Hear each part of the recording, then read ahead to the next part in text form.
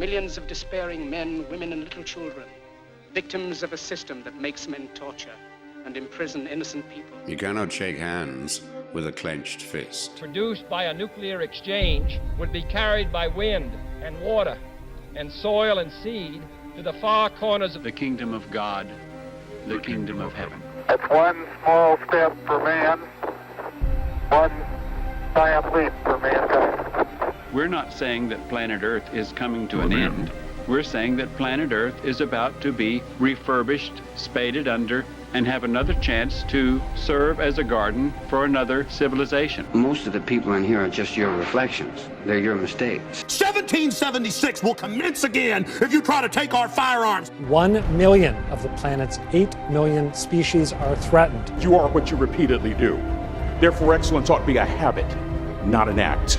Your lives and the credibility of the United Nations is at stake. Epstein didn't kill himself. The reason this is such an interesting time is not only because we're on the threshold of the end of this civilization. They're trying to take you out with bullshit. The experience of the past 2 years has proven beyond doubt that no nation can appease the Nazis. To those who can hear me, I say, do not despair. The misery that is now upon us is but the passing of greed, the bitterness of men who fear the way of human progress. The hate of men will pass, and dictators die, and the power they took from the people will return to the people. And so long as men die, liberty will never perish. In the language of the U.S. Department of Defense, these are unidentified aerial phenomena. Roswell's a very interesting place with a lot of people that would like to know what's going on. There is very compelling evidence that we may not be alone. This is the Garden of Doom. Spooky welcome into this week's Garden of Doom, which is the Halloween episode. And in the garden all month we've been planting children of the corn and pumpkins and other gourds and scarecrows and things that are terrifying. It's been night, 24 hours a day. Are there even days? So this is our actual formal Halloween episode. And I couldn't think of a scarier person than someone I've known for probably 25 years, Stephanie Theban, a lawyer, an author, and a lawyer. So what's scarier than that? But yeah, I've known Stephanie since the late 90s. We both sort of got fired by the same client, different times, but probably for the same reasons. So we have that together. Her firm stuck by her. Mine didn't. So that, but there you go. But we're going to stick on her love of literature, and we're going to stick to horror today, sort of the origins of horror, and focus a little bit on the American horror, though American horror wasn't baked in its own unique cake. So we're going to talk about some other stuff too. So first we're going to welcome Stephanie into the garden. Miss Theban, how are you? Good, Jeff. Thanks for having me. I do love books, and I love literature.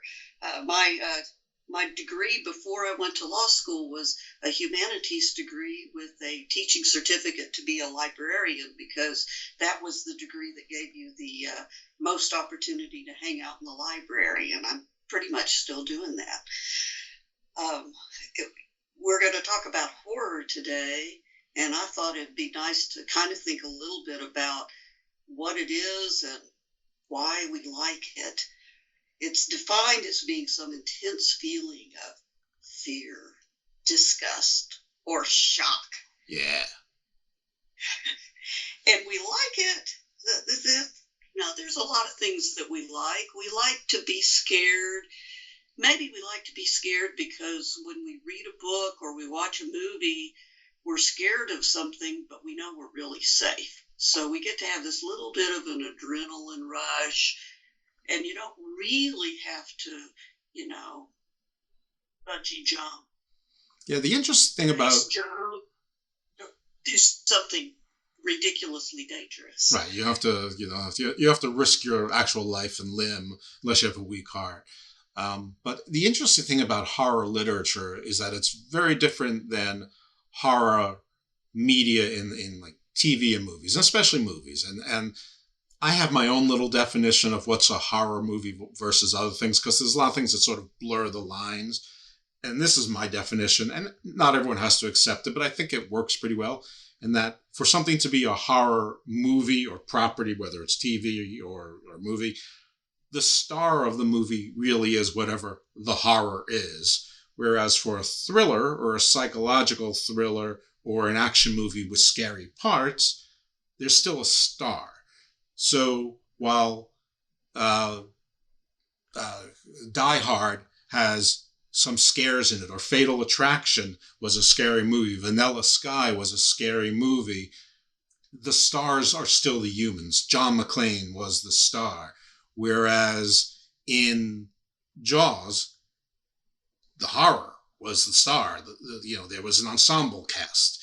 The closest thing to breaking that mold might be Laurie Strode in Halloween, but even so, I would say that in the original, Dr. Loomis, Laurie Strode, whoever Kyle Richards was playing, the police sheriff, they were all sort of an ensemble, but Michael Myers was the star. So that's how I sort of differentiate, and that's why I think Alien is a horror movie. Aliens is an action movie. Terminator was a horror movie. T2, more of an action movie. And that's sort of my definition. But in books, it doesn't work that way necessarily. I mean, and I think that a lot of times you have more duality in horror books. But maybe I'm wrong. Maybe you'll convince me otherwise. Well, no, I think a big difference between movies that a lot of people call horror movies and books is that a lot of the horror movies are real reliant on the jump scare. Yeah. And the books that I consider horror books are much more concerned with the anticipation that something awful is going to happen, the suspense, and also that line between when something's really happening and when your main character perceives that it's happening.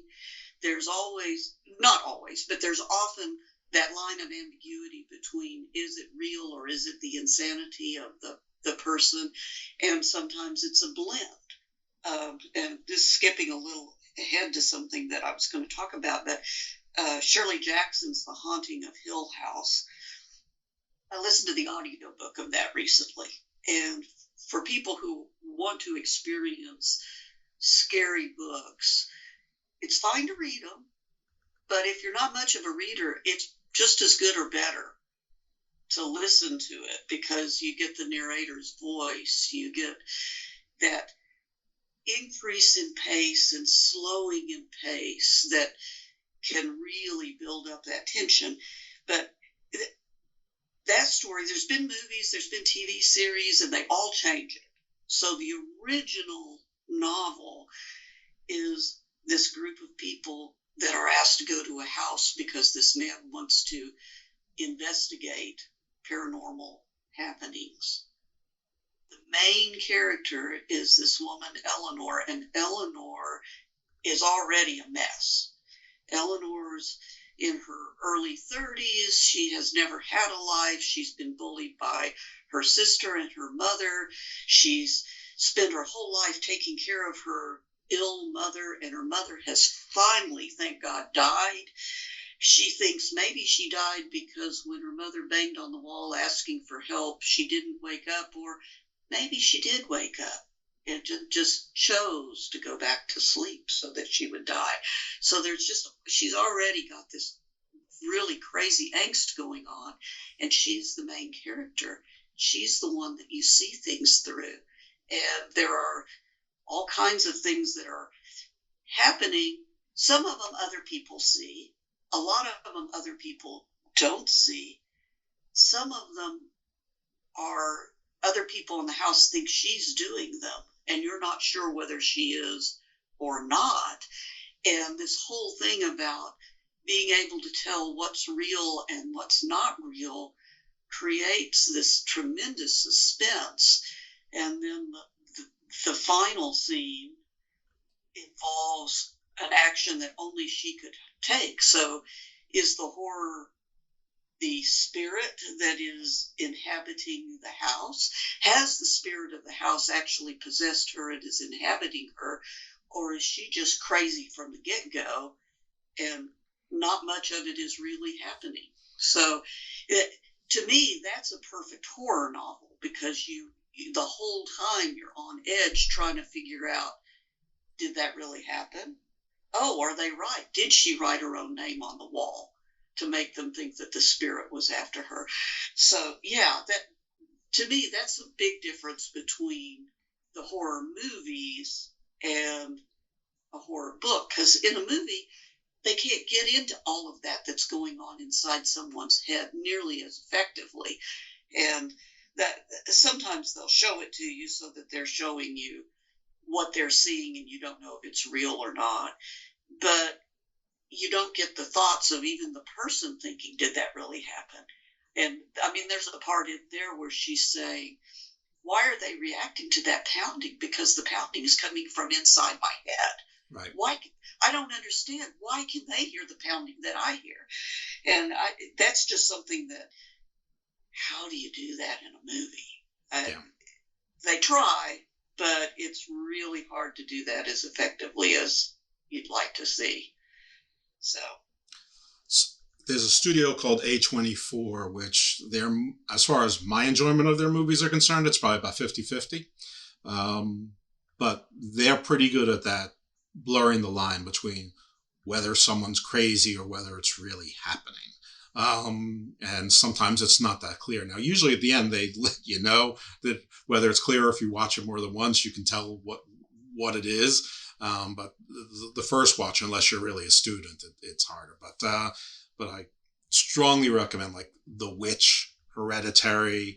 I'm trying to think of some of the others. But anyway, The Lighthouse. I'm not even sure they're all A24, but I think they are. Anyway, but not about me, about you. You know what's funny? I love The Haunting of Hill House on Netflix, but what you're describing is not at all the show that I saw that I love.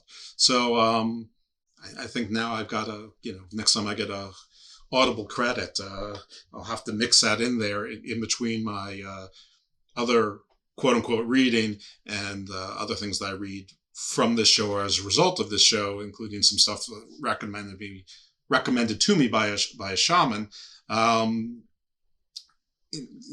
I'm a mixed bag, just like the Garden of Doom. Anyway, back to you. So you have divided this sort of as horror for children, but you noted that the lines are blurry, and I think that's very clear. Yeah, there was just one other thing that I wanted to say about why we like horror, and there is a theory out there that human beings are, all of us have a kind of a beastly streak. All of us would like to be able to do horrible things. Yeah. We're held back by society, by our consciences, and we don't do them. But, and I've had a theory for a long time. My husband is of Italian-American extraction, and his family has what I consider sometimes to be a fairly unhealthy fascination with mafia movies. I think that a lot of that comes from, man, wouldn't you just like to whack someone who has bullied you, made your life miserable? You just like to torture them, and you can't, but those people do. And so there's a real kind of maybe cathartic thing about watching people do terrible things. I always think of the Carrie Underwood song, because trust me, there are plenty of girls who wish they could get away with taking a Louisville Slugger to both headlights. And that's a little spooky too. So you probably have to say which Carrie Underwood's song it is. I'm not sure my audience is the Carrie Underwood audience. No, it's Before He Cheats. Before He Cheats, yeah. Before He Cheats. See, I'm a man of wide-ranging tastes and experiences. No, I do agree with you on that. We all want to be, big bad Leroy Brown, someone that you don't want to mess with, or if you do, you're going to regret it, like the Jack Reacher character in all those books. The stranger in town. Of course, if anyone listened to the song, Leroy Brown, he actually meets someone who's tougher than him and beats the crap out of him. Anyway, but we missed that lesson somewhere. Anyway, back, And the final thing is just the idea of trying to figure out how the mind of someone who does horrible things, how it works. I mean, that's why there have been so many movies like about Charles Manson and Ted Bundy.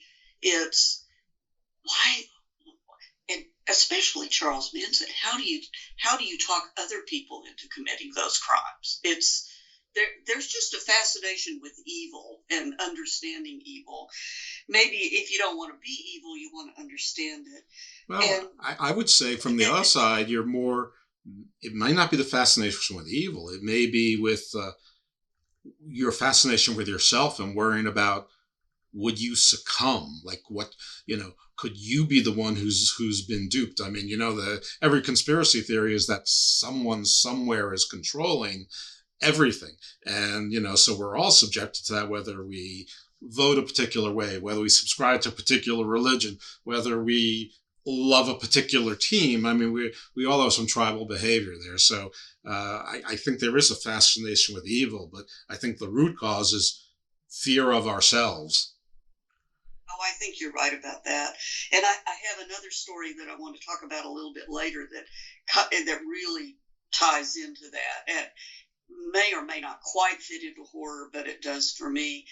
You were about to move us on to children, I think, and I've got some Grimm's fairy tales that I was going to talk about. Let's do it. That are pretty darn awful. They're pretty grim. Of all, everybody knows about Cinderella, and they know about the Disney-fied version. And I won't tell the Cinderella story again, but just to get you into the world of the Grimm brothers, in the original, the stepmother told her daughters to cut their toes off so they would fit in the slippers. And there's just blood gushing, and it's just not a nice story. So that's where you can kind of get a feel for how gory it can be. I've got a couple that I thought were pretty nominally horrible. Fairy tales are obviously sometimes used just to scare children into behaving. And there's a fairy tale called The Willful Child. There once was a child. She was terribly willful. She would never do what her mother wanted her to do. She would talk back. She wouldn't go to bed. She wouldn't eat her vegetables. She wouldn't come in when it was time for dinner. She was willful. This made her mother very unhappy. It also made God unhappy, because in this story, God is vengeful. Because God didn't like her, she became ill, and she died. They dug the grave, they put her in the grave, and they tossed the dirt on top of her. She was still willful. Uh-oh. Her hand and arm reached up out of the dirt, and she was coming back out. So they threw the dirt back on her again and again and again. That arm came up. They could not keep her in the grave. Finally, they called her mother back. When the arm came up out of the grave, the mother struck her with a rod.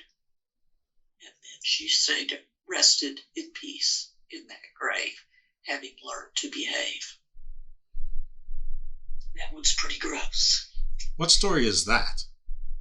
It's called The Willful Child. Oh, well, okay. Then there's the juniper tree. Have you ever heard of the juniper tree, Jeff? I don't think so. I've heard of Jennifer Juniper by Donovan. Oh, this is the juniper tree. There was a man, and he had a wife who was lovely, and they had a daughter. He was a wealthy man. As sometimes happens in these tales, the wife died, and he remarried. He remarried a woman who already had a daughter from her first marriage. I'm sorry. Well, okay, we'll make it a daughter. It was a son in the original story.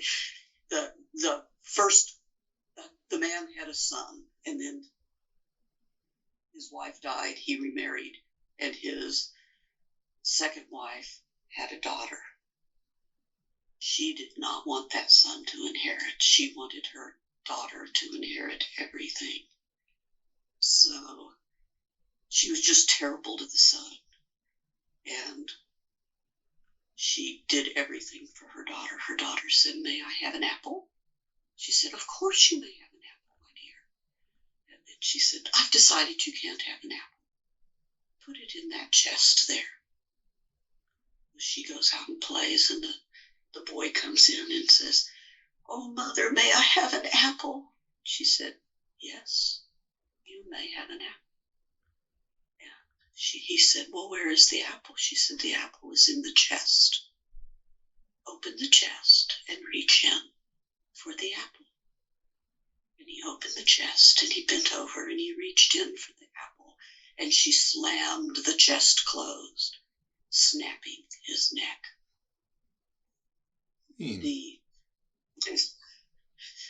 The little girl came in, and the boy was sitting in a chair. His head had been propped up, and the mother said, "Oh, just take the apple from your brother." The little girl came over and grabbed the apple. His head fell over. He fell to the ground dead. And the mother said, "Oh, you've killed your brother.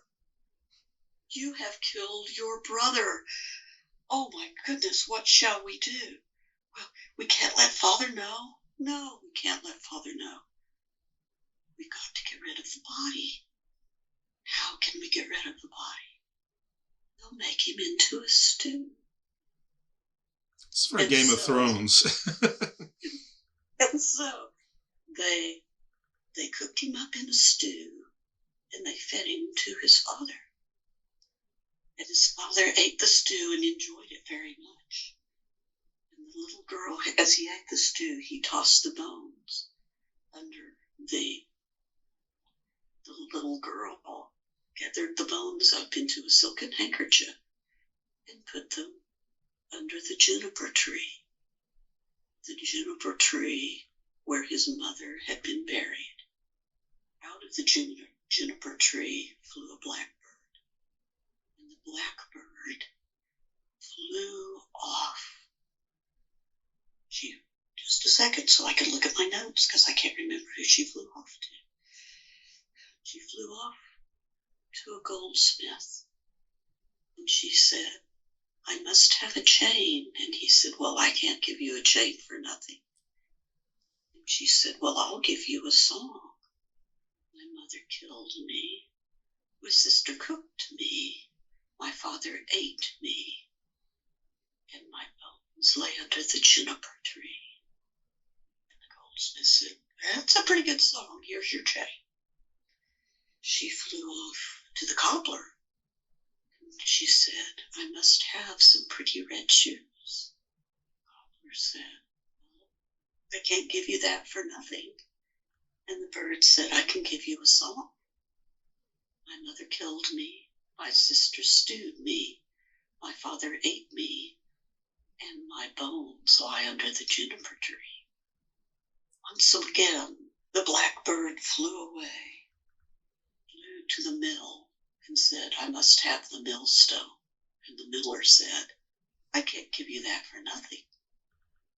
So the bird said, "I will sing you a song. My mother killed me. My sister stewed me. My father ate me. And my bones lay under the juniper tree." The miller said, "That's a pretty good song," and gave her the millstone. The blackbird flew over the family. Down over the neck of the father dropped the gold chain. He said, "Oh, this bird has given me this lovely gold chain." In front of the cistern fell the red shoes, and she put them on, and she said, "Oh, look at these pretty red shoes the blackbird brought me." And the stepmother said, "Well, bird, what have you for me? Have you a gift for me?" And the blackbird dropped the millstone upon her and crushed her. Upon which the bones under the juniper tree rose up, and the boy became alive, and the father and the sister and the boy lived happily ever after. Not sure what the moral of that one is. Maybe there isn't one. I don't know if there is one. Don't be mean to your kid. Don't kill your children. I have a couple of Hans Christian Andersen's too. Would you like one or two of those? Sure. Okay. I have The Traveling Companion. John walked through a churchyard late one night when he came upon two grave robbers. They say they are desecrating the grave of someone who owed them a lot of money before he died. John takes from his pocket all of the money that he has and pays them off so that they will leave the grave alone. Next day, John bumps into a mysterious new traveling partner, and he has many adventures with him. Unfortunately for John, one day they come across a beautiful princess, and he falls in love with her. The problem is that the beautiful princess is only beautiful on the outside. She's actually a murderer. She kills her suitors if they do not tell her what she is thinking 3 days in a row. The traveling companion is concerned for his friend John, and he butchers a swan, takes the wings and straps them on, and follows her as she flies for the next 3 nights to the home of an evil magician. Along the way, the traveling companion beats her back as she flies with a birch rod until it bleeds. Because of this, she bleats out what she is thinking, and this enables the stranger to tell John what the princess has been told to think about by the magician. John passes the test. After he has cut the evil magician's head off, the stranger reveals himself as the ghost of the corpse whose grave was being desecrated. He had been looking after John as a thank you, but now he disappears. He's ready, and John is ready to live happily ever after with the princess, who apparently is no longer a psycho murderer. Oh, that's good. There's a happy ending there. I mean, aside from all the murders under her, I guess, dress or whatever, on her name. Well, they had to get the other suitors out of the way so John could marry her. The Wicked Prince. The Wicked Prince was power hungry. He waged war on all the other kingdoms in the land. His armies butchered everyone in their way, and even hunted down the women and children to kill. When he conquered all the kingdoms on earth, he decided he would conquer heaven too. He built a great ship to sail up to the heavens and take over. On the way to the heavens, an angel appeared and sent him crashing back to the earth. The prince did not learn his lesson. He spent years again building up a great fleet of ships to attack and conquer heaven. Before they can get off, though, a single swarm of gnats comes down to heaven to attack them. A gnat flies into the prince's eardrum and stings him there. The poison makes the prince go mad, and he strips naked before dancing in front of his troops. In the end, a single gnat manages to beat the wicked prince. that's a very Old Testament kind of a story right there. Well, and then there's all the stories that people told as teenagers. And I was actually curious, since you're from a different part of the country, if you had different stories. We had some of those stories seem definitely aimed to teach girls not to go out and park on dark roads with boys. There was the man with the hook hand, which we everybody knows, I think. We had this, and then there's the one where the boyfriend is hung above the car with the fingernails scratch. Yep. Scratch. So, in your part of the country, were there any different stories like that? I have to be honest, I don't remember that many, but the ones that you just named, the hook hand, the scratch, definitely heard that. And this is Northeast kids for the most part in camp in Maine, and usually around a fire, usually on an island in the middle of a lake, in the middle of what's already sort of nowhere, or at least was then, like Bangor, Winthrop, Maine, which, by the way, is where Stephen King is from. So no, it sounds like it was a lot of the same stuff that just, probably came over the radio on like Coast to Coast and, Art Bell, in the Dr. Demento show, which I think its legacy was giving us Weird Al Yankovic, but there were ghost stories. AM radio. I'm a little older than you, and so I was in the late 70s, early 80s. There was a big flurry of there are Satan worshipers out there.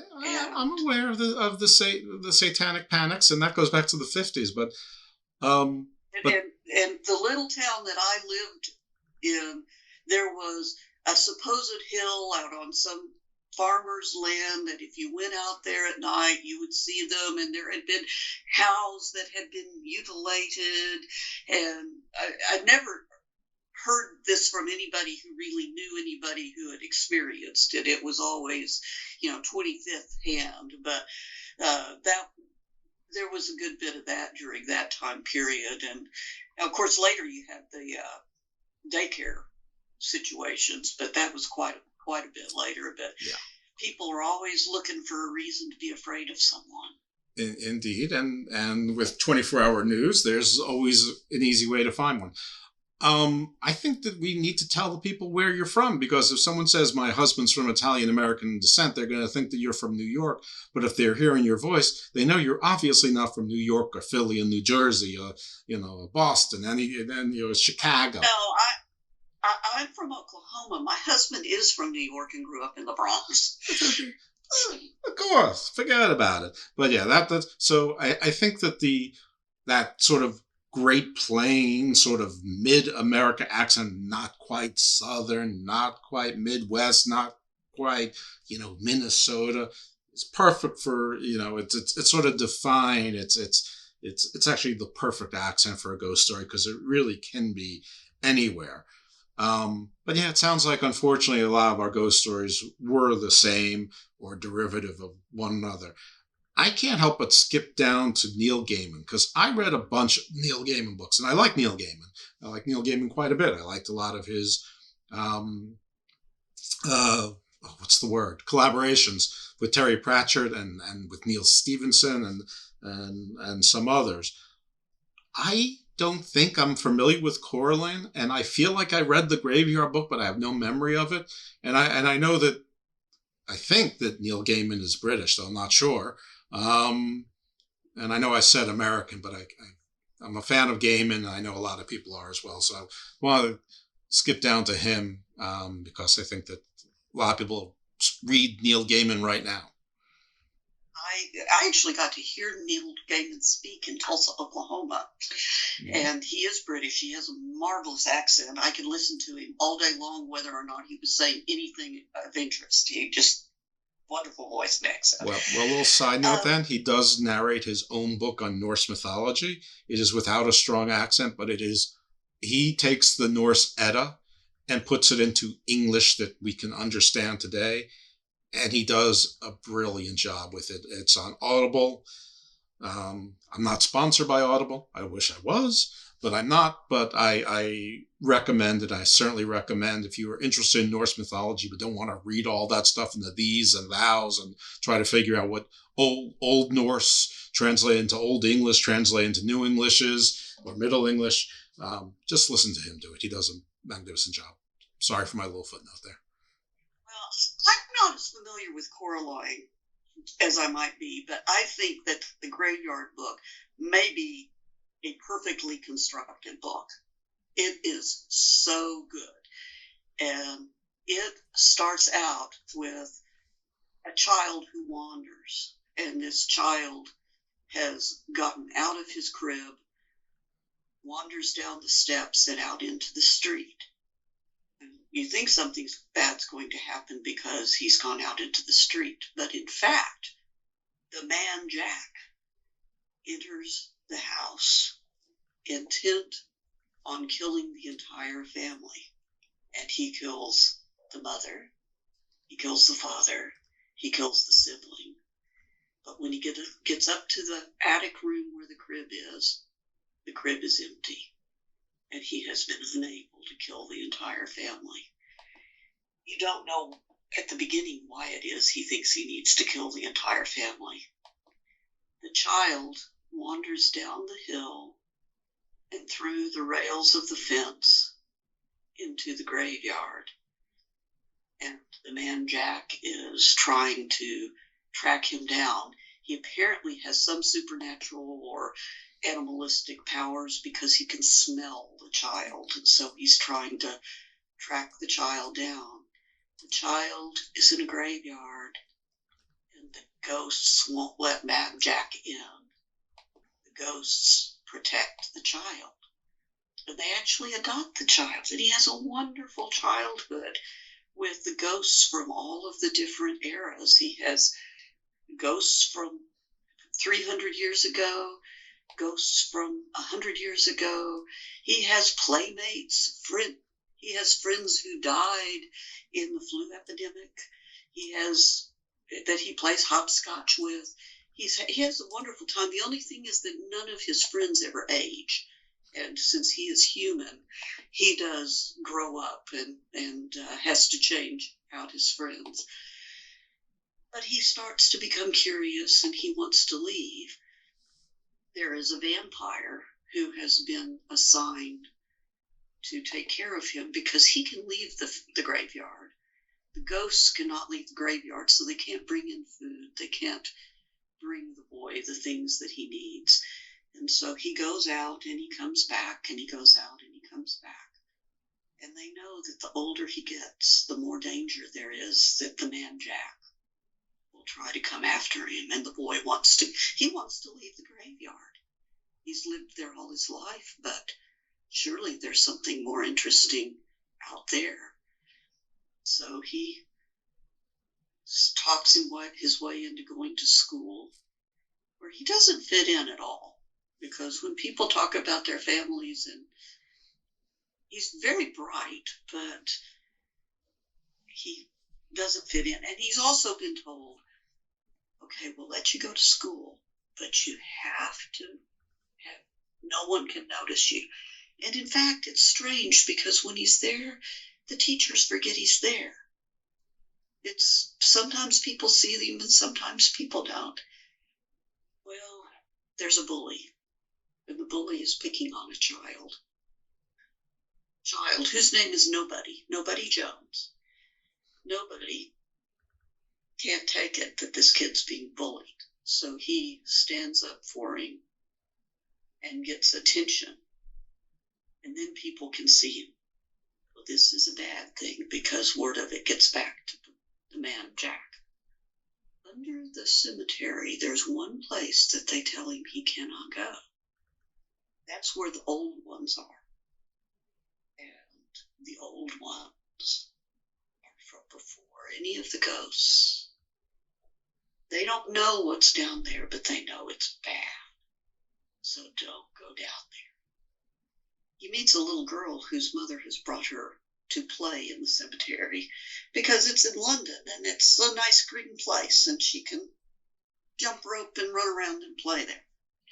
And it's also become a park, this cemetery has, and so he makes friends with her, and he takes her and shows her this cave that he's been told never to go to. And they crawl down into it.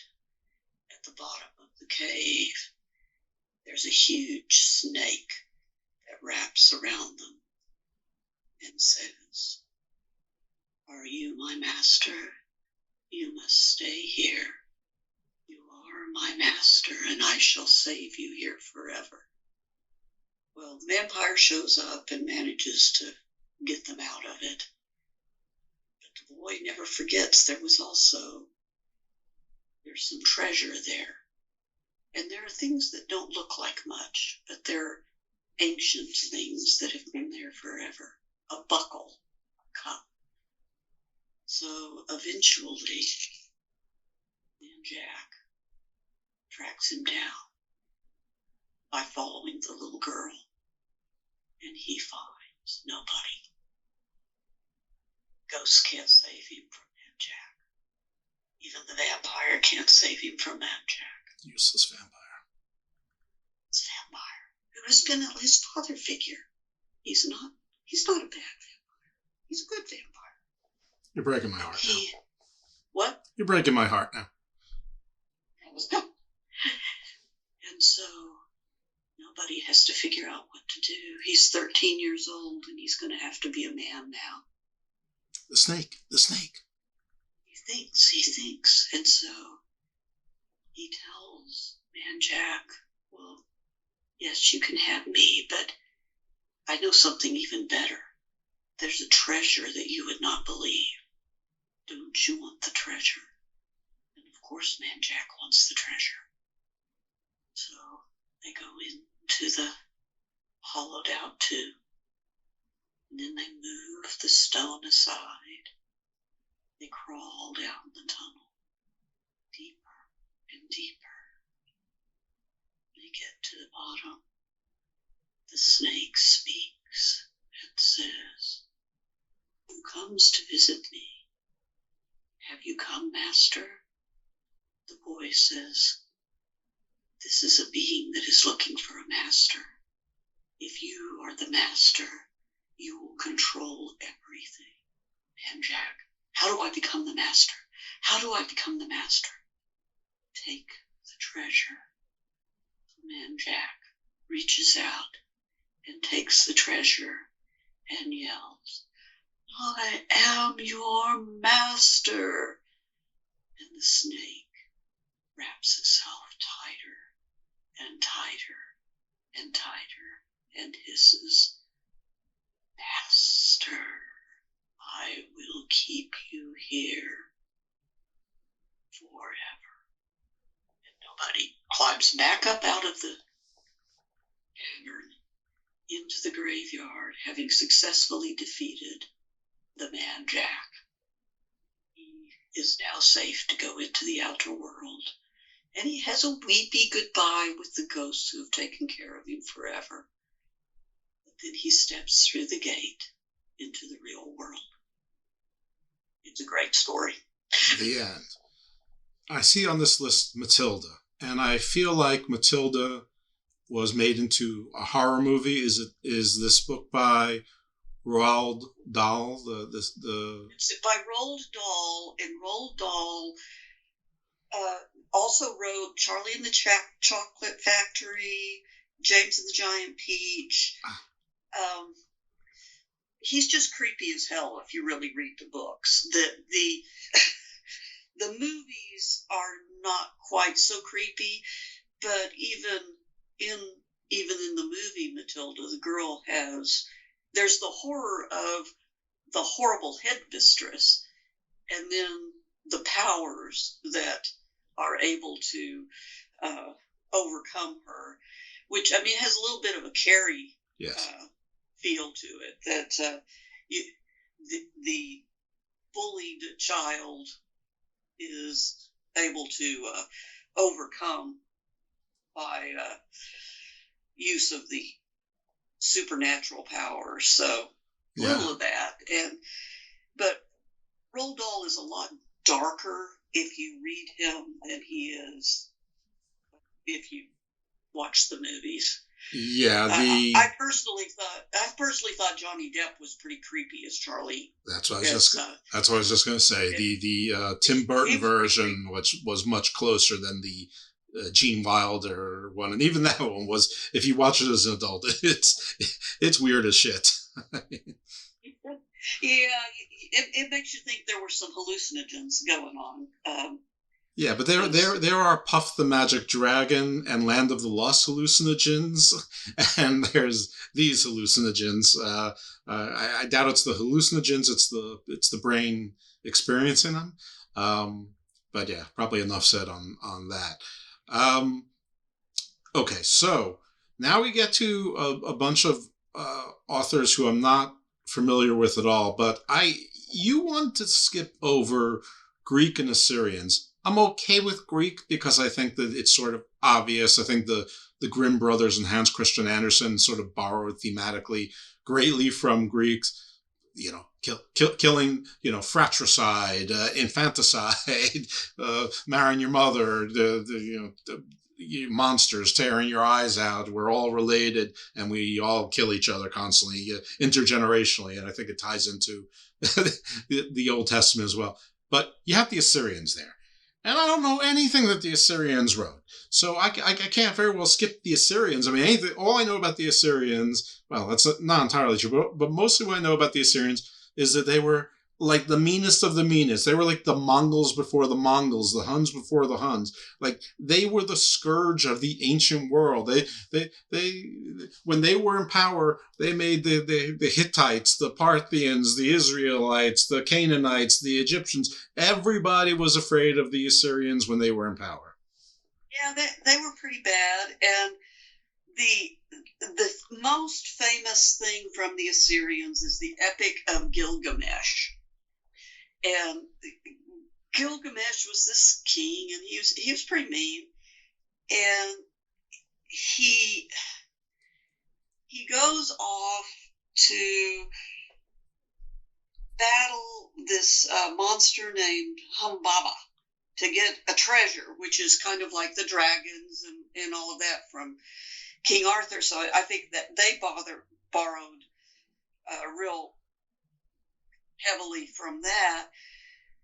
But he also makes friends with this monster, and they have all kinds of adventures which are kind of in the nature of Leela and the Swan, where they're just doing kind of horrible things to.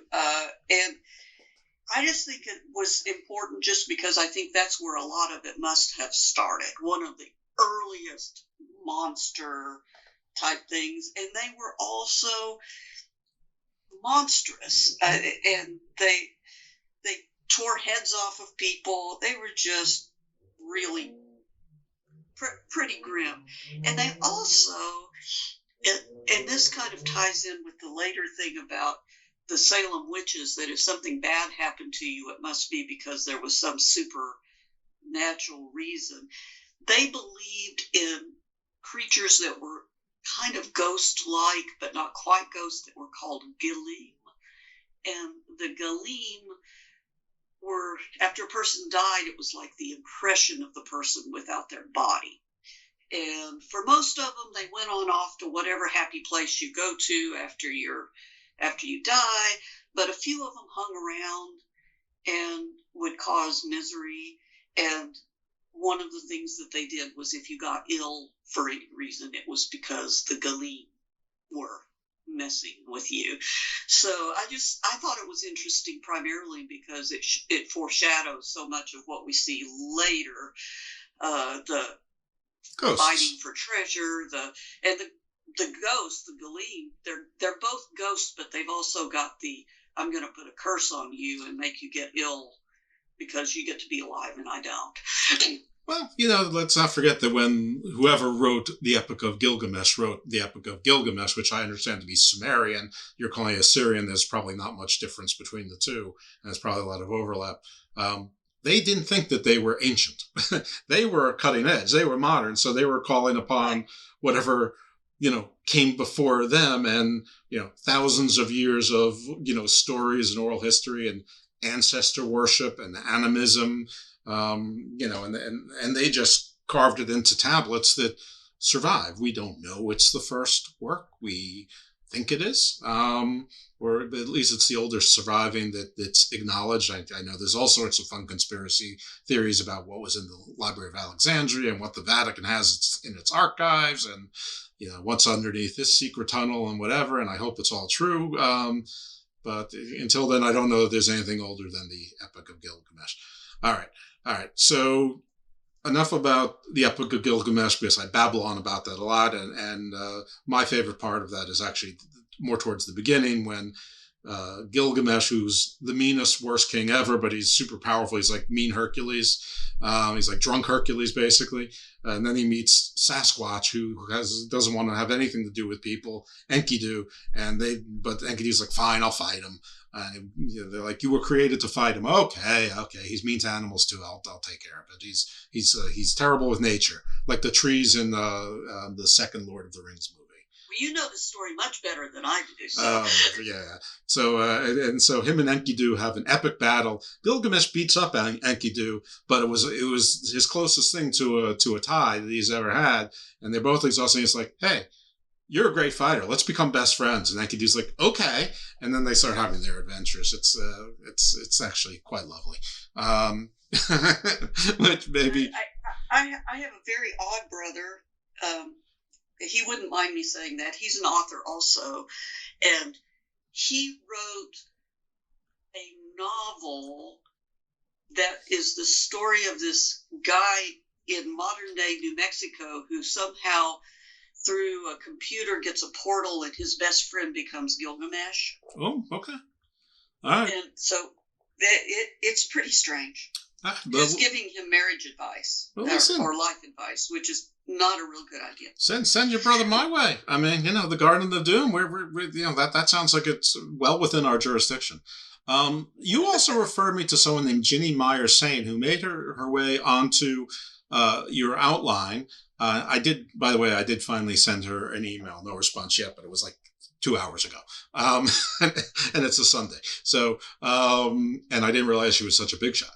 So hopefully I'll hear from her. But you categorize this under sort of like young adult love horror, which a lot of horror is tied in with love or some type of obsession. Yeah, it's not really a love story. It's just what I meant was the young adult audience loves horror. That was a bad abbreviation on my part.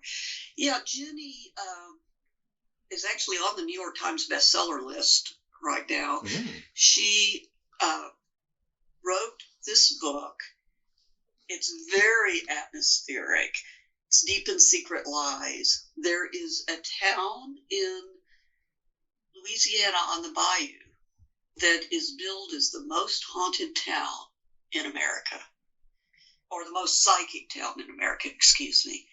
And everybody that lives there has some sort of psychic powers. Some people have telekinesis. Some people can read minds. Some people can see the future. And there's tons of overlap between psychic and ghost. So, and spirits or the Akashic record or whatever you want. So these things often exist side by side and possibly are identical. And there's like one person in town who doesn't have any powers. And that's because she's really not from town. She wasn't born there. She goes to visit her relative there every summer. But she has all these friends there, but she lives out in the normal world. And she comes back and her best friend since childhood has disappeared.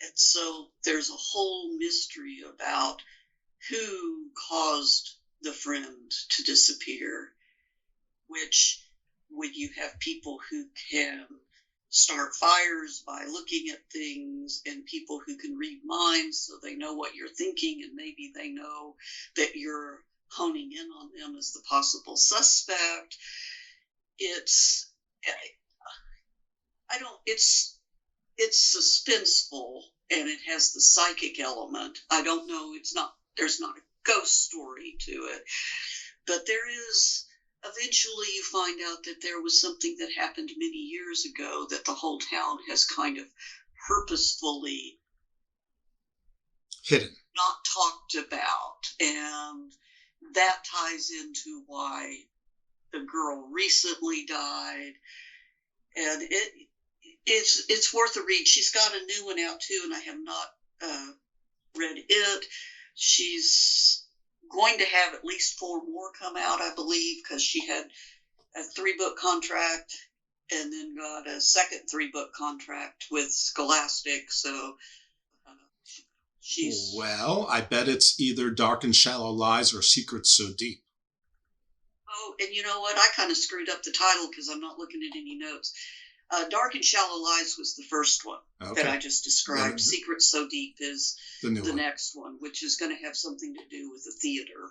And I know that because I'm cheating, because I still have the website up from when I sent the note earlier today. So I didn't leave it up on purpose, but she's had quite the career, and she does. I don't know. She's really busy because she does book signings, but she does do Skype things or Zoom book talks all the time. Well, so you know, Theban, we're going to find out how big a deal you are, because if I get a response, it's because I'm a referral from you. Otherwise, I'm just going to be one of a million emails that's ignored. So this is a test. So we'll see. She just moved to Florida because she didn't like Oklahoma, and she is currently living in Orlando. But let's not give away people's information without them saying so. Oh, it's all over the web. Oh, okay. All right. So we're going to skip ahead a little bit, because you noted the Castle of Otranto, credited with being the first in the genre, which is very interesting because I've never heard of the Castle of Otranto.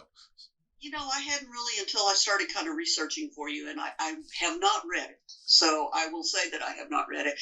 But it's someone inherits a huge manor, and they move into it, and the spirits that live in the manor don't want them there, and so there's a battle between the new inhabitants and the spirits that have been there forever.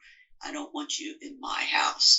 So you skipped over one that I really would like to talk about a little bit, which is Daughters of Eve. That's on your list, right? I don't think so, but yeah. Oh yes, it is there. I'm sorry. It's the third on the list. Lowry. Okay. This is creepy in an entirely different way. It's very psychological. And Lois Lowry has written a bunch. She's probably dead now because she was really old, but she wrote a bunch of really creepy kind of middle grade young adult books. But this one it's from the 70s, so it's dated. But if you want to understand how people get turned into terrorists, this is the book to read, because a teacher comes in and starts telling these girls that they're being mistreated. And, I'm all like, yes, stand up for yourself. I'm all with you. And then they start doing more and more destructive and violent things. And it turns out at the end that she has been in a mental institution and she's cray-cray. But the whole thing of how it slowly bring you in with, yeah, they are treating me bad. Well, I can stand up. Oh, they picked the boys' science project over mine. I think I'll destroy the science lab. It's so incremental. And when I read it, of course, for the last 20 years, we've been in the whole, we're all afraid of terrorists things. And you wonder, how do these people online get turned? And I thought, oh, that's how. So I just wanted to mention that one just because it's an incredibly interesting psychological study of that. But you were skipping down to somebody else, I think. Oh, well, we covered the House of Otranto, or the Castle of Otranto, which sounds like it was the first formal ghost story, though. I mean, I know that Shakespeare wrote about some ghosts. Well, it not the first formal ghost story. It was considered the first Gothic novel. So Gothic's a little bit different. Gothic tends to be, The Shining is considered Gothic because they tend to be you're in some isolated place and there are these things that occur that make you believe that there are spirits there. Right. So in space, nobody can hear you scream. You're alone. You're isolated. It's dark. It was a dark and stormy night, and the sun doesn't necessarily ever rise, kind of thing. Right, and Jane Eyre is another one with there's the crazy wife in the attic, but you don't know it's a crazy wife in the attic. You just know that you're hearing clunking and creeping and things, and you're isolated. Rebecca is another one where she's in this house that's at the edge of nowhere. And all of those have that. The isolation's a big part of the Gothic children. Indeed. I have to be honest, I don't think I've ever read a Jane Eyre book. Or I never read Jane Eyre. I know Jane Eyre is the book. Right. And It's Bronte that wrote it. I never read a Jane Austen book either. And I always get the character Jane Eyre mixed up with the author Jane Austen, because that's how plebeian I am. Jane Eyre was one of those books that as a youngster, we had a copy in the house that had come from like some old relative of my mother's. So it was a really old copy and had the black pen and ink illustrations in it. I must have read that book at least 5 times. I loved that book, and it's very creepy. It's also kind of empowering for girls because Jane Eyre is a woman who strikes out on her own. She's an orphan. She gets an education, goes off and becomes a governess.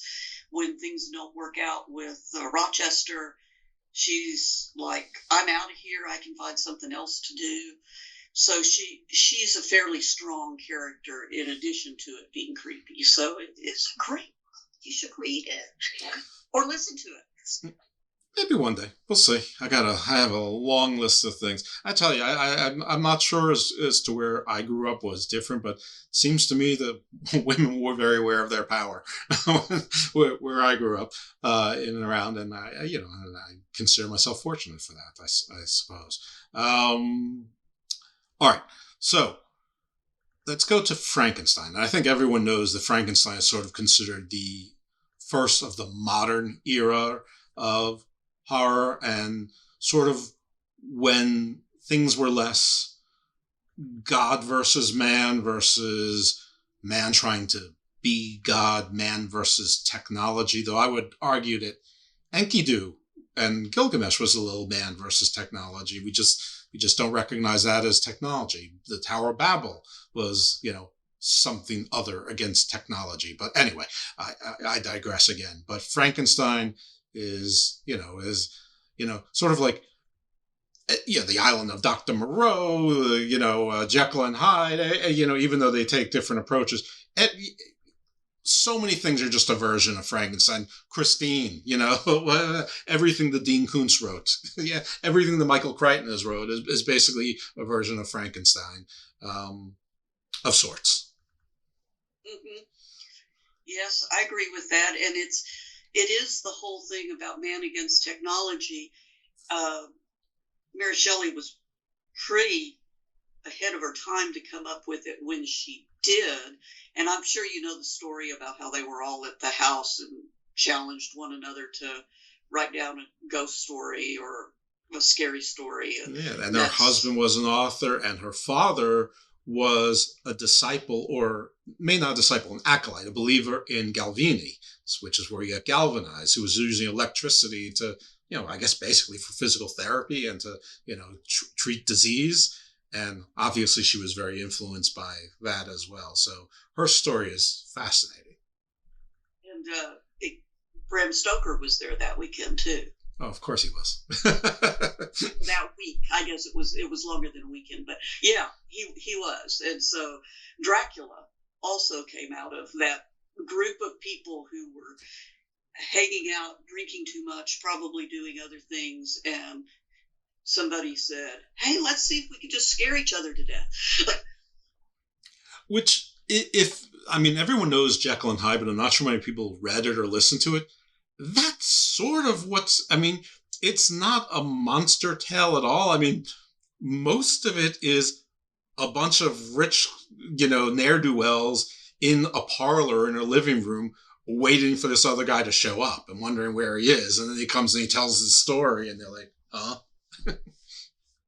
Well, and another one that is like that is The Portrait of Dorian Gray, where it's really just him misbehaving terribly. Then there's the bit with the portrait, but he wasn't a nice person. But the portrait was sort of like his power, like those wrestling fans out there, like the Undertaker's urn. It basically made him invulnerable of sorts. All right, let's go back to Frankenstein. I don't want to hijack your portion of the show. I know it's my show, but stop that. No, I mean that's you said pretty much what I would say about Frankenstein is the whole thing about technology and who's the monster. It's one of the ones where you really have to think about who the monster is. And no, you don't. Dr. Frankenstein was the monster. Usually the human being, and you're so right about the Michael Crichton. There's one. And I can't remember the title of it right now, but there's one where on an island there are breeding bonobos Congo and putting human DNA in them in order to make organs to harvest. Right.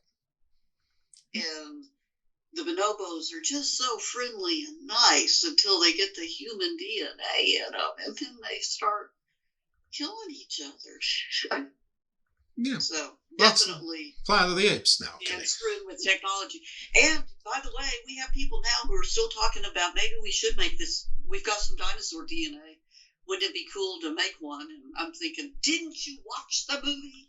They're doing it. They're trying to put mastodon DNA with a variant of Indian elephant to populate the steppe, which, by the way, because of climate change, and I'm not going to say whether it's man or natural or whatever, I'm not really sure what the difference is, really. If it's happening, it's happening. Anyway, that's another digression. But microbes from tens of thousands to millions of years are thawing out, and nobody that I know of is up there trying to figure out what diseases are there from millions of years ago that we don't have any immunity to. Because little known fact that was little known to me, maybe it was just little known to me, is that most of the reasons that Europeans and some others are less susceptible to many diseases is because, probably also Asians and Africa as well, because of proximity and domestication of animals. And that is why the Americas were the people in the Americas were so susceptible to disease, because they didn't domesticate animals or nearly as many animals. And, basically like, mad cow disease, things jumped, and there was no immunities. So what the hell is in these things? But yeah, there's also putting DNA into mice. They're harvesting organs from pigs. We've been doing that for years, but trying to modify with the CRISPR. And, I'm sure it's all lovely until, you get a giant were, which was scary one, the wild boar or the warthog. They're probably both scary. We'll go with a were warthog because there's some onomatopoeia there. And they take over the world. It'd be the planet of the warthogs. Let's have us a giant javelina. Exactly right. Dracula. Dracula has been, to be honest, I found the book itself to be a bit boring. There's it's there's so much of the atmospherics that I wanted more to happen. So an abridged version would work better for me. But what I think is it's so interesting about Dracula is all the variations on it. And you look at Nosferatu. I'm not saying that. Nosferatu?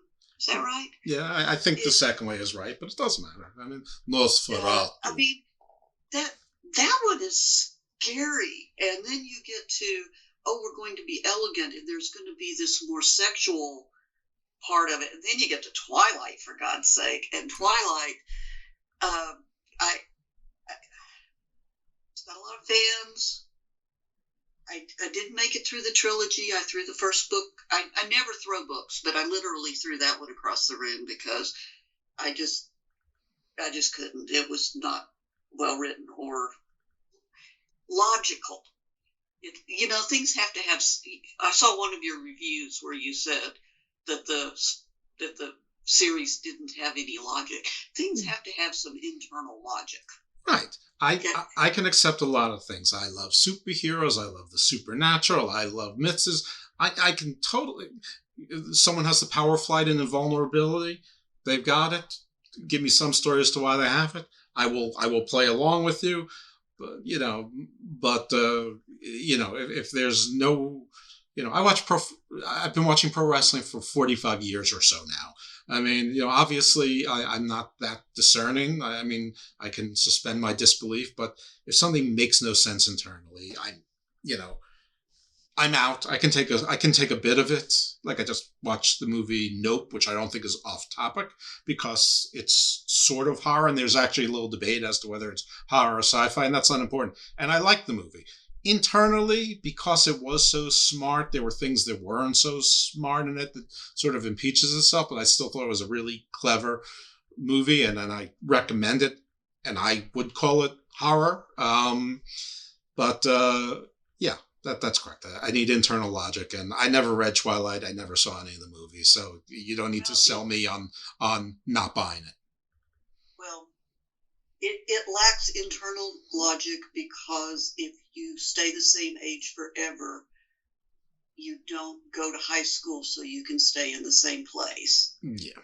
And if high school is miserable for you, you don't keep going to high school forever. Right. Even if you've mastered it so that you have the greatest high school experience everywhere because you're a vampire, and then all of a sudden your parents have to be, transferred to the embassy in Bucharest or something, so that you can make your cover story. And then you go to high school and you're at the weird table because you look funny because your skin's too white. No, I'm just. I get that all the time. That's the whole premise of how. Oh well. My skin tone is Builder Neutral 1. So I actually have a daughter who, for cosmetics, she has to blend things with pure white because she's so pale. Yeah, and people like people who I do a lot of podcasts, but a lot of them are visual, and sometimes even some of them are on TV, and usually it's at night so people can't tell or whatever. But when I talk to people who haven't talked to me in the beginning, like the wall behind me is Builder Neutral 1 or taupe, whatever you want to call bone, and if it's particularly bright in this room, I mean, if I didn't have hair and there wasn't shadow, I'd probably disappear into the. Anyway, nobody cares about any of that. So I've got off topic there.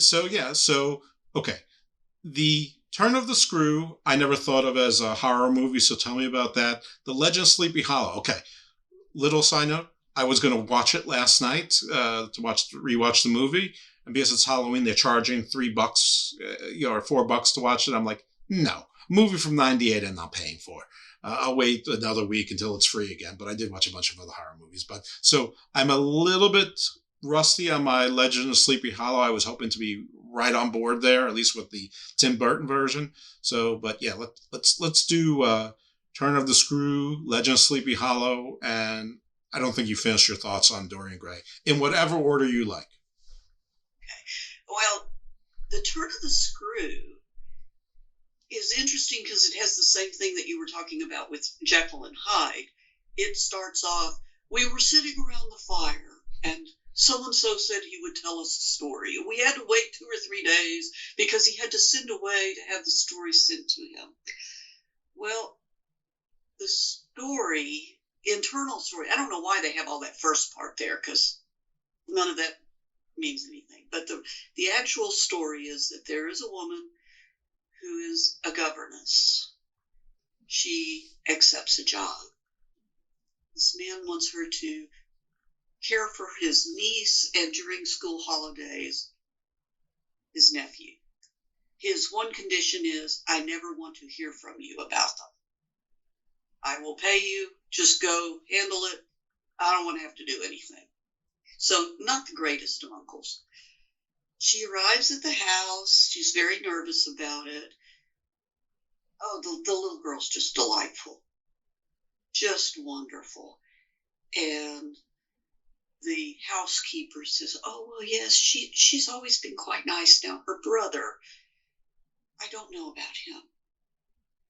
And the mail comes. No, the boy arrives from school for the holiday carrying a letter to his uncle that has been forwarded to the governess because the uncle, unopened, the uncle doesn't want to know anything about his schooling. And it says that he can't come back. The boy cannot come back. But she doesn't know why. He's done something that is a bad something, and she doesn't know why. She's out for a walk on the grounds one day, and she sees a man on top of the tower. Of course it has tower. I mean, it has to be a huge manor with towers and cellars and things. Naturally. And there's a man on the tower, and he looks at her. They exchange looks, and she thinks, I wonder who he is. The house is so big as someone living here that we don't know about. I'm really concerned about it. So she confides in the housekeeper, and the housekeeper has her describe him, and she said, describing the tutor who used to be here. Well, what happened to him? He went away. Oh, he went away. Well, why would he be back? I don't know, because he died. Oh. So she's seeing this dead tutor. And the little girl and the little boy are just delightful, and she thinks, well, they're such nice children. But then she becomes suspicious, because it seems as if, even though there's nothing that they do that's improper, they're looking at each other as if they have a secret, and as if they know that she's frightened, and they know why she's frightened. She sees the tutor again, and she notices that the little girl is looking straight at him and seems to be completely unfrightened. And she says, what do you see? And she says, I see nothing. Why? Do you see something? Are you all right? I'm so concerned for you, miss. Goes along a little while, and she sees a woman. She describes the woman to the housekeeper, and the housekeeper says, oh, that's the governess who was here before. Well, now she's getting kind of suspicious, because they seem to go through the governesses and tutors pretty quickly. And not only that, well, what happened to the governess? She went away. Well, why would she come back? I don't know, because she died. So she continues to see the ghosts. The tutor comes and looks in the window at her. And by talking with the governess, she decides he's after the boy. He's here to steal his soul. The telephone call. It's from inside the house. I have to protect the boy. So things ratchet up, and she has the girl sent away. And the end of the story is that she's grabbing the boy to protect him from the tutor who is entering the room and coming closer and closer and closer, and she's grasping the boy tighter and tighter and tighter until she realizes he's dead. Now, how did you not think that was a ghost story? Probably the context of when I had to read it was probably high school, and I probably was thinking about everything except what I was supposed to be focusing on. So we'll go with that. All right. Washington Irving's The Legend of Sleepy Hollow might be the quintessential American horror story. When you think American ghost stories, this might well be the first one that pops into your head. It is for me. So let's talk a little bit about that. Okay. I don't know that I remember it that well. I listed it there because it was such an American story, but what's the ghost want? Like what's this demons? What's this? I mean, I remember the Flying Dutchman and Sleeping Hollow. For whatever reason, those two things played maybe oversized, disproportionate amount in my young psyche. Almost the way like when I was growing up, I thought quicksand would be a much bigger problem than it actually turns out to be, because everybody was falling in quicksand. I want you to think that because of all of those movies. Well, Tarzan was falling in quicksand. Batman was in quicksand. The Lone Ranger fell in quicksand. Cowboys fell in quicksand. Everyone fell in quicksand. I mean, the Land of the Lost, quicksand. I mean, it's like Batman. I just thought that the quicksand was going to be a much bigger problem than it turned out to be. So why did The Legend of Sleepy Hollow? Or should we just skip it because you haven't read it in a while? I haven't read it in a while, so I'm sorry. I don't think I can address it properly. What do you consider the quintessential American horror story? The Shining. Ooh, that's a good one. Should we skip down to the? I mean, The Shining is on your list. I mean, I feel like we need to talk about Edgar Allan Poe before we go straight into Stephen King. Well, yeah, and no, I took some notes on some Poe stories because... You don't have to tell the stories, just like, because if there's some way to encapsulate the spirit of Poe. Or if you want to tell a story, tell them. I mean, I think the Pit and the Pendulum, as far as doom, he's in this room, it's dark, he can't tell where it is, he counts out the steps, and then he thinks he saved himself from the pendulum by having rats gnaw off the ropes, and then the walls start closing in. It's just kind of this increasing and increasing and increasing claustrophobia. And the Cask of Amontillado, and the reason I like it so much is because the victim's own vanity is what gets him there. He has to be the one that tastes it because the other people would not possibly even be able to tell whether it was good sherry. And then the perpetrator says, "Oh, it's getting damp and you've got a cough. We should turn back." No, I must taste it. So it's this whole thing of him really driving himself into the recess where he's chained to the wall and bricked up. To me, that's tremendous. And the telltale heart. Does the heart really do anything? What do you think? Do you think the heart does anything, or do you think it's all in his mind? I think it's all in his mind. Yeah, no, it's Raskolnikov, stuck in one place.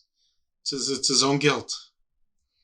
Sorry, Raskolnikov, for those who don't know, is from Crime and Punishment. Dostoevsky. Yes.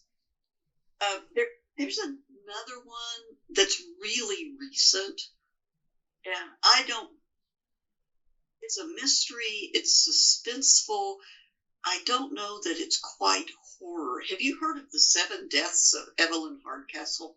I've heard of it, but I don't know what it is. But it's funny because when you were talking, and then when I jumped to the scream, the part of Scream that was good, the line, I was thinking, well, I mean, this could be, most all of Agatha Christie's books. And I'm like, well, in a murder mystery, it's the motive. There's always a reason. In a horror movie, it's either something monstrous, supernatural, or there's no reason, which is really almost the scariest, the Michael Myers, Well, the one Agatha Christie that I think is the most like a horror story is And Then There Were None. Oh, yeah. Because they're getting knocked off one at a time. They're on the island. They can't get away. They're all suspicious of one another. And that one definitely qualifies. Poirot, no. Yeah. No, Poirot's just figuring it out. But And Then There Were None is definitely ranks in there. I was going to mention The Deaths of Evelyn Hardcastle real quickly because Netflix has apparently optioned it, so we may see it on Netflix. But this guy wakes up, he doesn't know where he is, and he has 8 days to solve the mystery as to who killed Evelyn Hardcastle. But the trick about it is he keeps waking up as different people. So he is experiencing all of these things from a different perspective. And it's like a time travel novel. I just found it fascinating because you get further into it and it's like, oh, I've been through this before. I'm going to knock on the door now. It's just fun for that reason. It's like Groundhog Day and Memento with a different spin. It is. And the trick is there are 3 people competing to solve the mystery of who killed Evelyn Hardcastle. And you only get to leave if you solve it. So there's a time clock ticking. It's got the whole thing. So where do you want to go from here? We just kind of talked. Oh, we didn't talk about Lovecraft. We didn't, but I have an entire show on Lovecraft, so I don't mind if that doesn't make it. But yeah, well, now that you mentioned it, you can at least tell us a little bit about Lovecraft. I wasn't going to talk about it much. I'm not a Lovecraft fan, but you kind of can't talk about horror without mentioning it. Right. And in the show about Lovecraft, we acknowledge his, hideous racism and, all of these books have terrible things in them. I mean, killing babies, killing your husbands, but, something that still exists now maybe, needs a disclaimer rather than, we don't need to talk about Greek stuff. Yeah, don't kill your babies. I mean, we don't need to put out here, but... don't be Medea. Right. But with Lovecraft, it's because we, live in 2022 and these things are still very much prevalent. We have to acknowledge the horrible racism and classism in embedded in Lovecraft, but we can still appreciate the creativity and the monstrosity of Lovecraft. Well, the primary reason I find him interesting is because when I heard Neil Gaiman speak, he said that he was a big Lovecraft fan as a child and that he was very inspired by Lovecraft. And so I found that interesting. And Lovecraft... I'm more interested in... Go ahead. I'm more interested in him because of who he influenced than I am because of him. Yeah. And, I mean, Lovecraft is very creative, but, I mean, concepts like the old ones and the Titans and parallel universes, they all exist. They just sort of put them all together and created this world of magic. But yeah, he influenced a lot of stuff, extremely influential. But yeah, they have an entire show with Lovecraft with Emery Potter, who is great. Yeah. So you can go back. I just thought we should mention him when we're talking about horror because he's a big part of it. Absolutely right. Okay, well, we can listen. I don't know what Woman in White is. Obviously, we talked about Jekyll and Hyde a little. I don't know if we talked about it enough. But then you mentioned The Shining as sort of the quintessential American horror story, and I'm not sure I can disagree. And Stephen King is, certainly the most successful American horror writer in the last 50 years, anyway, maybe ever. And then we've got Anne Rice as well. So. You take it from here. You go in whatever order you want about the sort of the modern American horror, which I'm going to give you license anywhere for the last 150 years. Okay. Well, The Woman in White is not American. It's English. And the reason I mentioned it is because I've read it within the last year. It is what is called a sensation novel. Okay.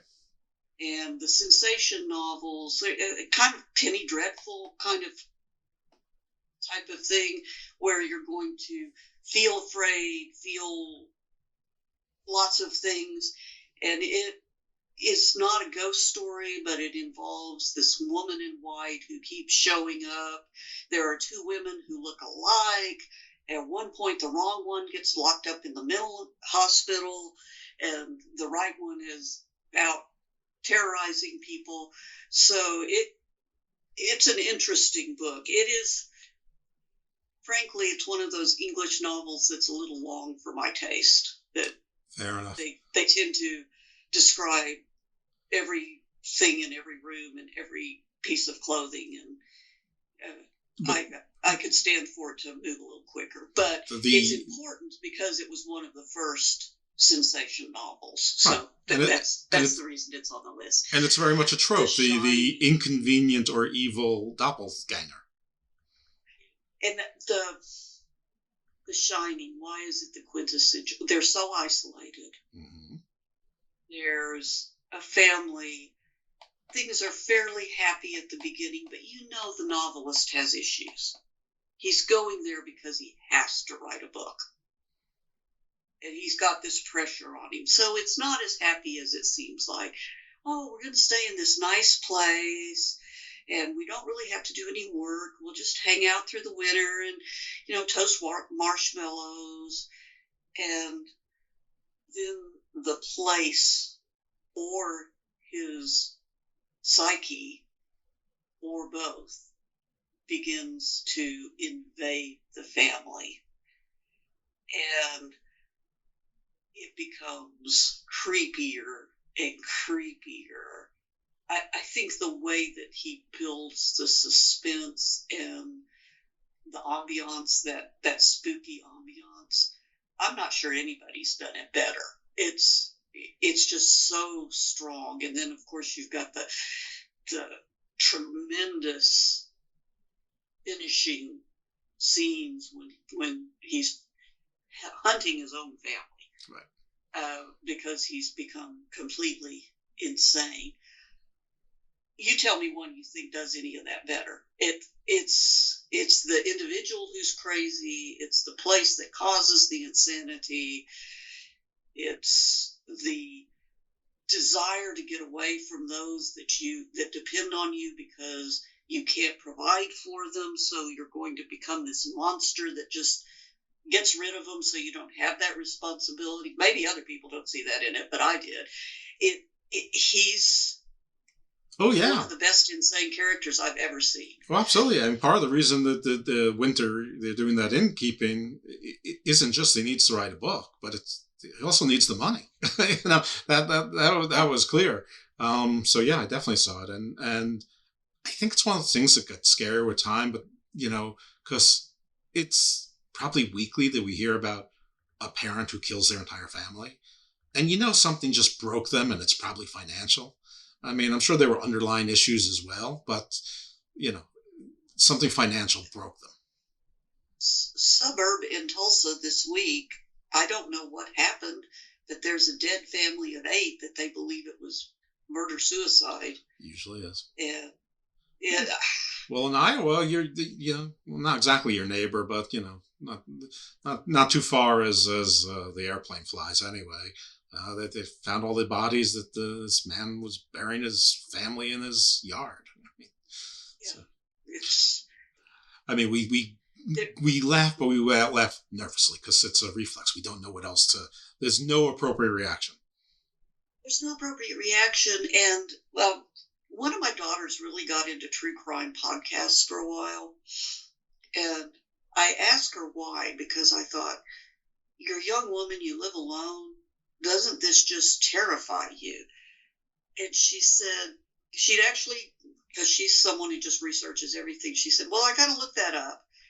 And it's very common with people of my demographic, and there's a belief that it makes us feel safer because we know what to be looking out for, and because it didn't happen to us and we're different from that person, and there's a way to distinguish ourselves from whatever. Oh, I would never do that. It's like there's that commercial, I think it's for an insurance company, about let's go hide behind the scary chainsaws. Mm-hmm. It's like we all know there are things that you would yell at them, don't do that. Right. And you have this feeling like, I would know not to do that, so I'm frightened for them, but I would be safe. And I think maybe they're part of that with all of the insanity type things. It's those people are out there, they're scary. Well, it goes back to our conversation about an hour ago with the Charles Manson obsession, that we're maybe more, it's really more about us than them. we're all worried about what, like, have we already been seduced by something, you know, that we shouldn't be seduced from? Are we already culpable? Or you know, how close are we to being them? You know, anyway, and then convincing ourselves that we're not. And the whole thing about what choices do you make, and what is it to choose to be a good person? And the series The Good Life, or The Good Place, The Good Place was kind of the opposite of that. How do you be an ethical person? Well, you can't. You can't do everything right. It's not possible. So every choice that you make is... See, but that show made the mistake by trying to lean into the good stuff when it really was supposed to be a dark comedy, because they weren't in the good place. They were in the bad place. So they were like Job. All of their efforts were designed not to succeed. And then when they decided, let's keep the funny going, then they lost the plot. Yeah, I actually, I think I watched 2 or 3 seasons and then kind of... I watched the whole thing because it was on a binging service or something. So I was able to just watch it all. There was some delay between seasons 3 and seasons 4, whatever. Seasons 1 and 2 were much better than the other seasons. But yeah, just the world should trust me that somebody should remake it, but as a horror movie. But it can be like Malice, because like Malice, the first half of the movie is like, oh my God, I've seen this a million times. And then there was the plot twist around midway through the movie. And you're like, oh snap, this is a good movie. So I think that would be much more interesting. But maybe it's just because that's what you would expect from a guy who has a podcast called Garden of Doom. All right. Tell me about Interview with the Vampire, Anne Rice. The series has just been remade. Anne Rice has written about 9 billion books about it. I, like everyone else, read it when it was new. I watched the movie. Me too. That's pretty much where I am on it. She's really interesting because she got religion for a while, and then she said all those books I wrote were horrible, and then she said, "Oh, really not. I decided I don't like religion. I'm going back to my books." That's just a more seductive type of vampire, I think, and it's Dracula, but remade into a love machine, something for the modern age. I actually thought that the books were not horror really at all. I just thought it was a metaphor for something else. But the horror, the only part of it that was horror for me was the turning of the little girl. That is horrible. That's, and you know, there's a movie called Orphan, which basically takes that concept. Orphan is not a great movie, but it's not a bad. We didn't even talk about. I didn't read the book, but basically all movies are based on books. The Omen, which is just pretty awful. Well, it's funny you would mention it because there you go. I thought you were frozen for a second. Because the next thing on the list is The Exorcist, and The Exorcist, Rosemary's Baby, and The Omen to me are like the holy triumvirate of, you know, satanic, awesome movies. You know, part of Rosemary's Baby that really freaked me out, which was when she was eating the raw liver because she has to feed this thing that's inside her. And That doesn't sound like very much when you say, "Oh, she ate liver," but it was creepy. Yeah, the whole thing is creepy. The whole thing, you have this whole community that's supporting and whatever, and why are they so nice? Oh, this is heaven. No, it's your own private Idaho. It's your own private hell, because you are, I mean, you're the mother of Satan or the Antichrist, or, I mean, what's the difference, really? There have been several books, and I can't think of the name of one right now, where there's actually a child born who is the Antichrist but becomes the Pope, and those are. There was one where they had like 42 born on the same day or something, and then it was which one of them would be chosen. And, right, it's the boys from Brazil, but demonic. Yeah, it was done demonic, and I can't remember the name of the book, but it was moderately creepy. I think it was because we'd seen it so many times that I didn't find it to be terribly creepy. We've kind of gone through the waterfront of. Well, it's funny that you say the waterfront, because the next one on your list under monsters is Jaws. Talk about the waterfront, but I mean, I think that's just taking Gothic and moving place. I mean, Jaws and Alien to me are very similar. That they're both someplace where this is not man's element, and there's not a whole lot of people to help you, and very few people can get there quickly or dexterously. But the monster, the horror, doesn't have the same handicaps. Well, it's Beowulf. You're going to go out and do battle with this monster. There's actually a book called 7 Basic Plots. I'm a writer, so I read strange books. It's very thick. But one of the things that it does that is really neat is it goes through 7 basic plots and then gives examples from movies, from books, from all kinds of things. And Jaws and Beowulf are both the fighting the monster plot. And an awful lot of horror, that's what it is. It's just that sometimes the monster's a person, sometimes the monster's paranormal, sometimes the monster is yourself. And you mentioned Gene Kuntz. He's really got some creepy things about people that are monsters. And then Silence of the Lambs. Yeah, definitely. Yeah, that's that's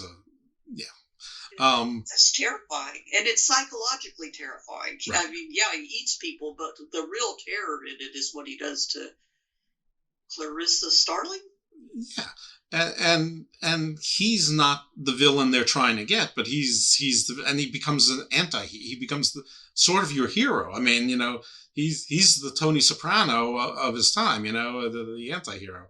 But it's funny that you mentioned Beowulf, because and you mentioned Gilgamesh, because neither one of those to me are horror stories necessarily, but when you frame it that way, it's like Beowulf, which is what, like 1,000 years old, something like that, 1,100 years, something like that.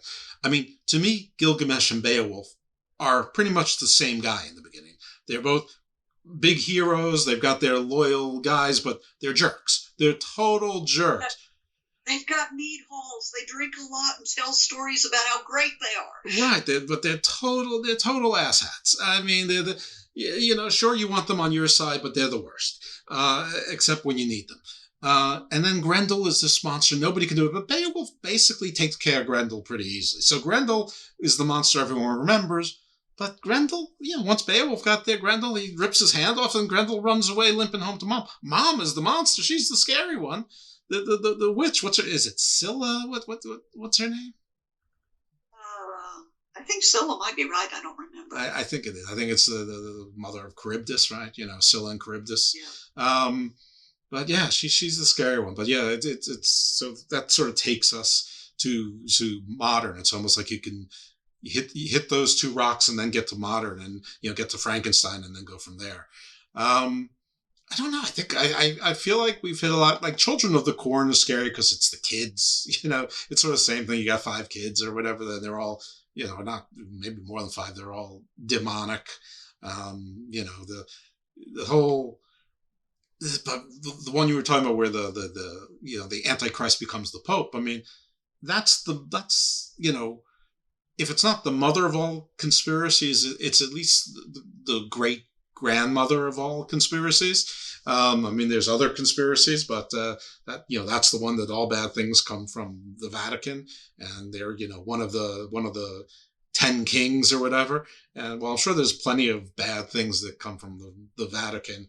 I don't necessarily think that it's antichristal in nature. I mean, it's very much the business of Christ, but I don't think it's human nature, and it's the fact that in every institution that you have people in, you're going to have people who do bad things, and none of us wants to admit that our institution is that.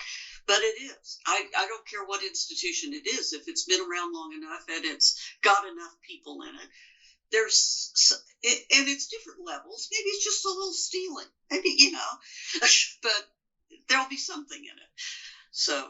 Well, there's no other big enough one single organization in the religious world. Powerful enough. Yeah, because it's like 50,000 different religions, but the Catholic Church probably is 1 billion of them. So it's you know, sort of a easy target. Again, I'm sure not a completely innocent one as well. I'm certainly not going to get into that. You know, even though I just did. But I'm going to stop. So yeah, we have also, you know, there's also the psycho, but I think that's also sort of the battle of one's own demons. You know, just descent into madness and how you can trick people and that sort of thing. But I want to a little bit go into what's up with zombie stuff. I mean, zombies, you know, when I was growing up, zombies were sort of mid. Sure, there was Night of the Living Dead, which was scary when you're 7, but it's hokey when you're 15. Then they redid Day of the Dead, and there were these blue things with milky eyes. But, you know, they weren't the big scare. Werewolves were the scare. Witches, Satan, demon. You know, now zombies everywhere. I don't get it. And zombies are slow, so why can't you just outrun them? Yeah, well, now they've made some with fast zombies, like Train to Busan, and which I hear is a good movie, but the one that was on Netflix that they made a sequel to was terrible. I mean, it was laughably bad. And I get in The Walking Dead that the zombies aren't The Walking Dead; the humans are The Walking Dead. I figured that out pretty early on, just like I think everyone else figured it out early on. I don't know. I find zombies to be the most boring of the Revenant family. Well, I think so too. I mean, werewolves are at least interesting because they change, and I think one of the things that is frightening is, like you said about Rosemary's Baby, people that you think you can trust who either are or become something evil. That's the most frightening thing, is I believe this is my safe place and it is not. I believe this is my safe person and he is not. If it's somebody out there and we're going to fight them together, yeah, it's scary and people might die, but it doesn't have the terror of I'm completely alone here and those that I thought I could trust are going to eat me. Right. Or like the ghost that follows you. It's not a place. You can get out of the place, maybe. But if it's something that's following you or your family, you can't get out without, well, abandoning your family. Or the possession idea, I think, in The Exorcist, you're scared of the person who is possessed and you're scared of the demon who's in the person who's possessed. But aren't you really more afraid that the demon's going to enter you? Oh, for sure. Yeah. And that gets with the insanity idea. Or that are you more afraid the demon's going to enter you, or that the demonic thing is going to rip you asunder? Because I think, again, it's about yourself, because I would be tempted to let the demon come into me rather than being ripped apart. Like, I'm more afraid of the pain than I am of becoming a monster. I can see that. It's all about each person, though. That's, I guess, was what I'm thinking. You have these stories that are about people who will sacrifice themselves for others, but there's some reason they do that. If they're realistic characters, that is something more than altruism. There's some reason they're driven to prove themselves, and I count the possession things like is there something that has entered my mind, almost like the old thing about the earworm that's going to come and burrow into my brain. It's making me insane, and I can't control it, and I am becoming something I don't want to be. Whether that's a horrible person or not, it's just I'm becoming something I would not choose. That's an interesting concept to me. Well, that's why John McClane is the perfect hero, because all he was a guy, and all he wanted to do was hopefully repair his marriage. That's all he wanted to do. And he'd go through Dante's 7 levels or 9 levels of hell to get through it. No matter what, barefoot running through the glass, no matter what, just to try to save his estranged wife and other people and strangers. Even if there was no reason for him to believe that his estranged wife, would get less estranged, because she was seduced by other things, her career, money, power, whatever. So he's the perfect hero, as opposed to, say, me, who, maybe I'd get in the way, but maybe it's because I wanted to become the next demon myself. Maybe I wanted the power of Azazel. Because I want to become the vampire. You get away, but part of it is, but am I sacrificing, or am I sort of a willing participant in what's coming next? Yeah, well, I've always considered myself to be, at base, a coward. And so the thing about would you choose the pain or would you choose to become a demon, it depends on whether I think being a demon would be painful. Fair enough. All right, so let's wrap up with, I'm going to guess, I'm not going to speak for you, I'm going to guess that your quintessential, if someone had to read one horror book that you're saying, The Shining, read the book, not the movie, right? Okay. Yeah. For me, pretty much anything Stephen King wrote. I mean, he's just a master.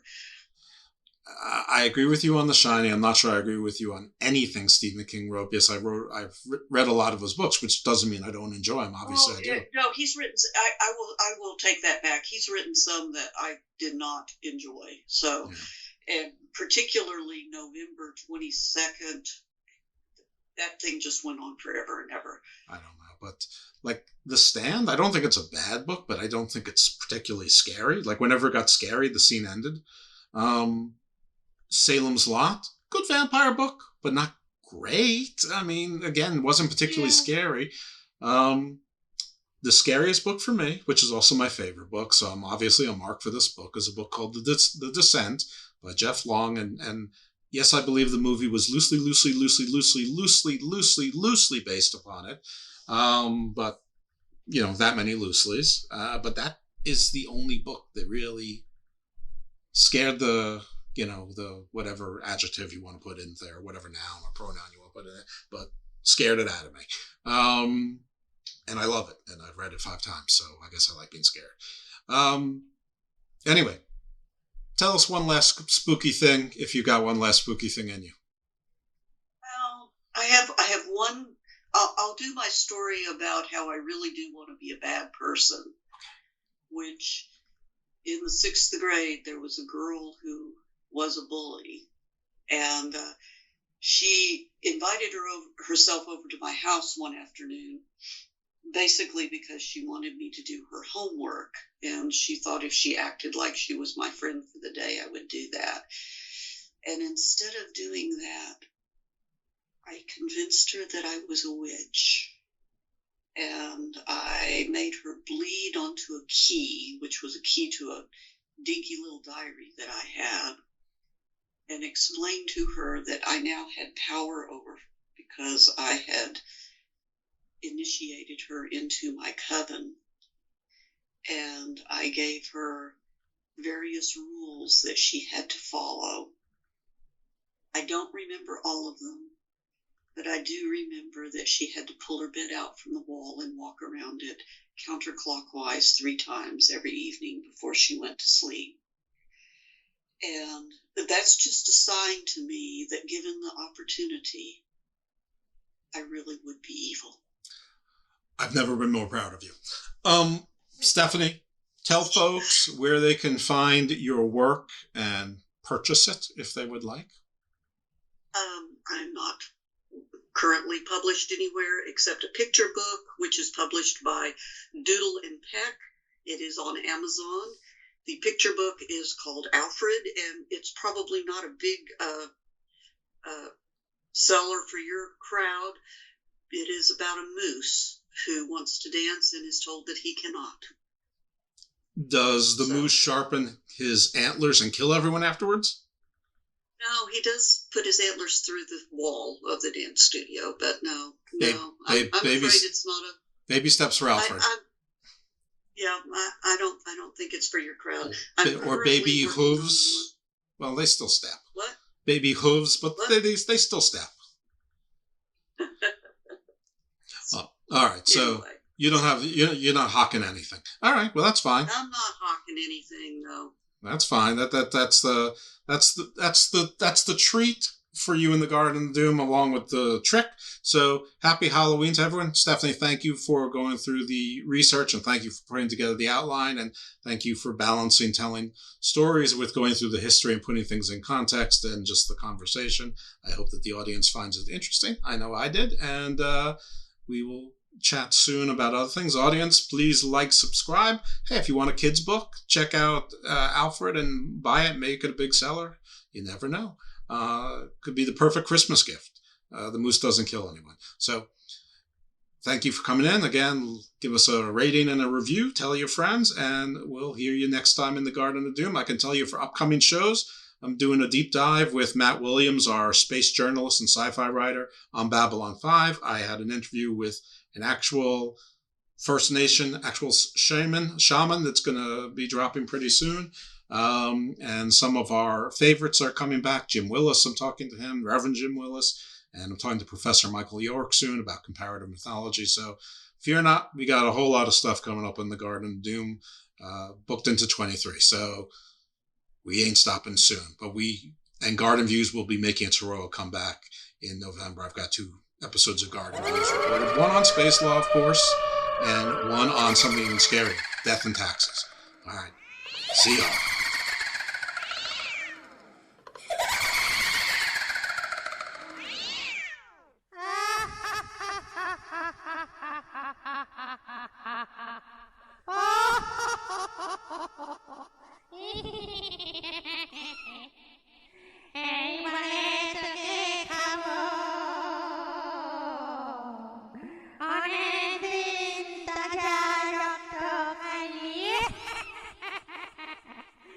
Hey!